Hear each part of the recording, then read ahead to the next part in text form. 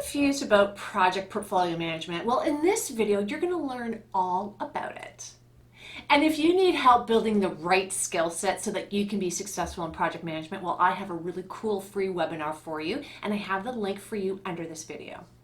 Hi, if you're new here, welcome. My name is Adriana Girdler. Please subscribe to the best career and project management advice coming to you every Wednesday. In this video, I'm going to tell you exactly what is project portfolio management, the benefits of it, and the 4 steps you need in order to do it well. So if you're as excited as I am about this video, please give it a like, comment, because it does help us grow our community and give you more great content. So on that note, let's get to it. What is project portfolio management? Project portfolio management actually is taking a whole bunch of different projects and programs that potentially don't necessarily relate to each other, and you put them all together under a portfolio.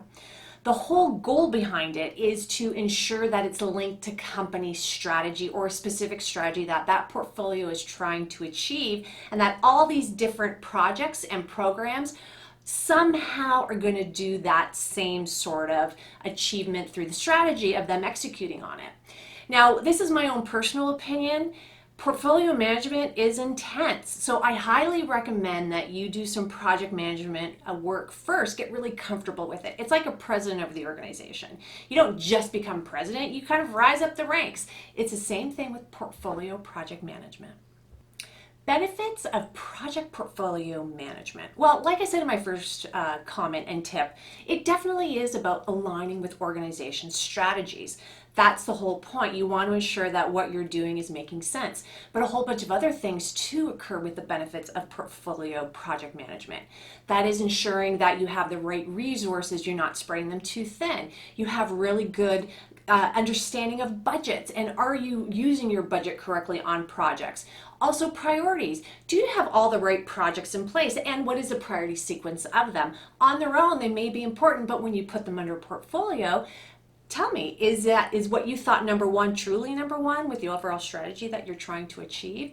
It really is a great way to get an overarching view of the needs of the organization and aligning them to what you're doing, and just making sure holistically you got all your ducks lined up in a row.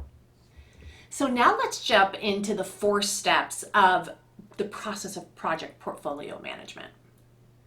Step 1, selection and strategy. So this is where you want to get together with your senior executives, and you have to understand what exactly are the organization's objectives. Are you trying to meet a few objectives? Is it one single objective that is going against a strategy that you're trying to achieve from an organization? This is really important. Your portfolio is like an umbrella, bringing together a whole bunch of different projects to ensure that they're all going to combine and ultimately achieve the goal and strategy. So you really have to do this with senior management. And once you do that, take a look at what's out there and select the right ones. You may have multiple portfolios for projects, and that's okay because each one may be addressing a different strategy. The whole goal here is you want to get everyone together and select the right one that's going to ensure that all of those different projects together are going to achieve a company objective. Step 2, analyze and organize. So this is where once you picked all the projects and or programs that you're going to put under that portfolio, you now have to prioritize them. And then this is how you do it. You take a look at each one individually. You analyze each one, then you organize them into categories.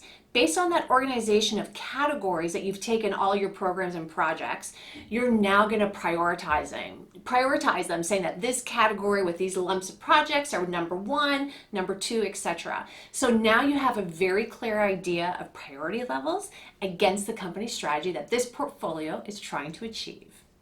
Step 3, kickoff and management.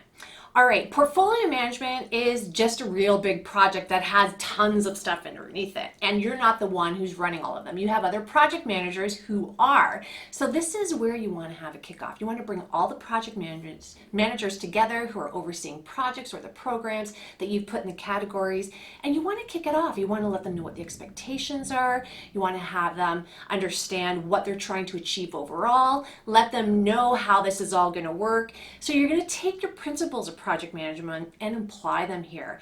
And when you do that kickoff, you want to now talk really bigger scope idea. You want to talk about resource management. You want to talk about change management, budget management, and risk management. I have a really cool video for you. There should be a link under this video that you can go to afterwards and check it out, because this is in portfolio management really important that you do this high level thinking critique with your other project managers who are now reporting into the portfolio. In essence, you who's a portfolio project manager. Step 4, review and adapt. There's a life cycle to everything, and guess what? Project portfolio management has a life cycle as well. So as you're progressing and things are completing, you want to review and adapt your portfolio. You either may want to take on more newer projects that are going to add to the portfolio, or if you complete everything, you may want to close that portfolio down and start a brand new one. The whole goal here is you are focused on the objectives and strategies of the organization, and you're ensuring that everything in that portfolio is achieving it. So if you've done that, yay, congratulations. And it's just important that you understand that they either end everything once you're done or you add new elements to it, but definitely review and adapt. And that's the 4 steps. And don't forget to sign up for my free training on some amazing project management principles, 5 secrets on projects that you do not want to miss. The link is below this video. On that note, thank you so much for watching. Please like, comment. It helps us grow our channel and I really appreciate it. So thank you so much. Until the next video, see you later.